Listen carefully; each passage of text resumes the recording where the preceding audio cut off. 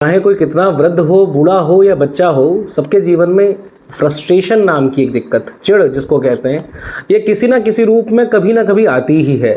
और इसका ऐसा आवेश होता है, जिन लोगों से आप इतना अधिक प्रेम करते हो, जिनके प्रति आप भाव रखते हो, जिनके लिए आप जीने मरने को तैयार हो जाते हो, उन्हीं को आप भला बुरा कहने लग जाते हो, उनका दिल दुखा देते हो। और ये ऐसी बीमारी है कि इसका कोई हल भी नहीं है, ना मेडिकल साइंस में कोई हल है, ना किसी प्रकार की कोई दवा है। पर अगर इसको सही करना है तो हमारे पास कुछ काम है। पहली बात, हमें किसी भी बीमारी को, किसी भी समस्या को जानना है कि वो है क्या, हमें फ्रस्ट्रेशन होती क्यों है। हमने कोई चीज़ प्लान कर ली है, हमने कुछ सोच लिया है कि ये काम ऐसे ही होना चाहिए, और जब वो हमारे हिसाब से नहीं होता है तो हम फ्रस्ट्रेट होते हैं, हमें गुस्सा आता है, हम चिढ़ मचती है, हम ऊल जलोल बक देते हैं, हम क्रोध में कुछ भी बोल जाते हैं और कितने प्रियजनों को बोल जाते हैं, बाद में उसका अफसोस होता है। तो पहला पॉइंट तो यही है, पहली बात समझने की है कि हमने कोई चीज़ प्लान करी है, सोचा है, योजना बनाई है कि ये योजना है, और वो योजना जब सफल नहीं होती है तो उसका गुस्सा। अब वो योजना कई सारी हो सकता है, सफल ना हो, हर योजना में आपका भाव नहीं, उस योजना में आपकी आसक्ति भी है, आपका अटैचमेंट भी उसमें हो चुका है कि ये काम हो जाएगा तो मुझसे उससे ये फल मिल जाएगा। ये वाली जो मानसिकता आ गई है, उस कार्य के प्रति आपको इतना जुड़ाव पैदा कर देती है कि जब वो काम नहीं बन पाता है तब आप फ्रस्ट्रेट हो जाते हैं। और ये बहुत छोटे स्तर पे भी हो सकता है, जैसे सुबह की चाय है, अब चाय उतनी बढ़िया नहीं मिली, बेड पे नहीं मिली, तो व्यक्ति फ्रस्ट्रेट हो गया, क्योंकि उसने पहले से सोच रखा था कि अब तक तो मुझे बेड पे ही चाय मिली थी। ऐसे ही जीवन में बहुत सारी बार ऐसा होगा जब हमने सोचा जो है वो नहीं होगा, बिल्कुल नहीं होगा, उल्टा उसके विपरीत हो जाएगा। अगर हमारे पास यही रहा तो शायद हम इस जीवन को जी भी नहीं पाएंगे। क्यों? क्योंकि पूरे 24 घंटे फ्रस्ट्रेट ही रहोगे।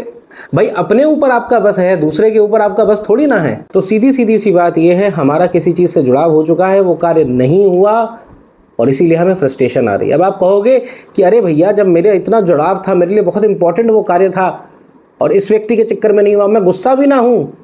एक चीज़ बताओ, क्या गुस्सा होने से वो काम हो जाएगा? क्या गुस्सा होने से, फ्रस्ट्रेट होने से, अपने ही प्यारे प्रियजनों को भरा बुरा गाली देने से वो काम बन जाएगा? नहीं बनेगा, उल्टा और बिगड़ जाएगा। जो तुम्हारे संबंध हैं वो भी टूट जाएंगे। इसीलिए इस फ्रस्ट्रेशन, इस चिढ़ का, इस गुस्से का एक ही हल है, कोई भी काम करो। श्री कृष्ण कहते हैं, कर्मण्येवाधिकारस्ते मा फलेषु कदाचन। मा फलेषु, फल नहीं। किसका अधिकार? कर्मण्येवाधिकारस्ते, कर्म का अधिकार है। और उस काम को आप 100% दे के करें। अब नहीं हो पाया तो कोई बात नहीं। इसका अर्थ ये नहीं है कि काम में पूरी ऊर्जा नहीं लगानी है, पूरी ऊर्जा लगानी है, पूरी शक्ति लगानी है। परंतु अगर वो काम नहीं होता है तो प्रभु की इच्छा मानते हुए अपने जीवन को, अपने दिन को बर्बाद करने से कोई फ़ायदा है? अपने आप से पूछो, क्या कोई लाभ है अपनों पे गुस्सा करने का, चिढ़ मचाने का, खून गर्म करने का? बस बीमारी ही पाल रहे हो। लोग बाद में जाएंगे, आप थोड़ा जल्दी चले जाओगे, क्या लाभ है? इसीलिए अपनी ये जो चिढ़ है, फ्रस्ट्रेशन है, ये हमारे संबंधों को भी खा जाती है, हमारे जो प्रियजन हैं उनको भी दुख देती है, और कोई काम तो हमारा बना नहीं रही है, जो बिगड़ा हुआ है वो और बिगड़ रहा है। इसीलिए इसको छोड़ने के उपाय करने पड़ेंगे। तो जो समस्या है, हमने कुछ योजना बनाई, वो नहीं हो तो श्री कृष्ण का आश्रय लो, ठीक है, प्रभु की इच्छा है। और किसी भी काम को इतना मत जोड़ो अपने से कि रोटी खाना भी आफत हो जाए, 2 पल परिवार के संग बैठना भी आफत हो जाए। उस काम का सत्य बात है कोई औचित्य नहीं है। जब वो काम हो जाएगा तो आपको लगेगा कि मैंने कितने कीमती पल अपने परिवार के संग खो दिए हैं। इसीलिए उस काम से इतना ज़्यादा जुड़ाव कर लेना भी उचित नहीं है, उससे थोड़ी दूरी बना के रखने आवश्यक है। हाँ, मैं अपने काम में 100% दूंगा, परंतु वो कार्य जो है, वो काम जो है, वो हो या ना हो, वो प्रभु की इच्छा है, वो भविष्य के ऊपर है। हमें तो प्रेजेंट में रहना है, इस समय रहना है। कारण यही है कि आपके पास यही समय है, इस समय आप ये जो देख रहे हैं यही आपके पास है, दूसरी कोई चीज़ है ही नहीं।